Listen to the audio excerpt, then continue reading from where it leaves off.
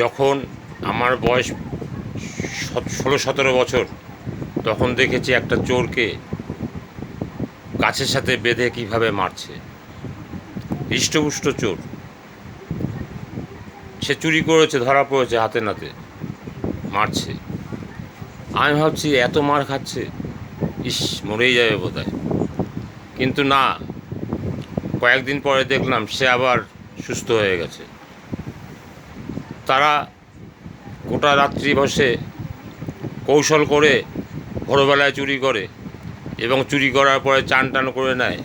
তাই ভোরে চান করা মানুষের চান, তারপরে যে সমস্ত চানগুলো হয় সেই চানগুলো হলো শয়তানের চান। তাই চোর দেখুন ওই চুরি করে সকাল ভোরবেলা চান করছে, আর আমরা 2টো, 2:30, 3টের সময় চান করছি। ভোরবেলা চান করা ভালো। ভোরবেলা চান করলে পর আপনার শরীর স্বাস্থ্য ভালো থাকবে, শরীরে শক্তি আসবে। সেই চোরটাকে দেখলাম, এখন বুঝতে পারছি। সেই 16-17 বছরে যা দেখেছি, এখন 65-66 বছরে এসে বুঝতে পারছি যে ওর এত ক্ষমতা, সহ্য ক্ষমতা কী করে হলো। কেটে ফেটে ফুলে মুলে চারিদিক দিয়ে, তারপরেও কয়েকদিন পরে সুস্থ হয়ে গেল। তাকে আর হসপিটালে দেখতে হলো না।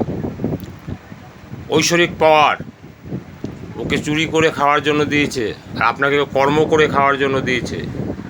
আপনি কর্ম করুন আর ভোরবেলায় চানটা করুন।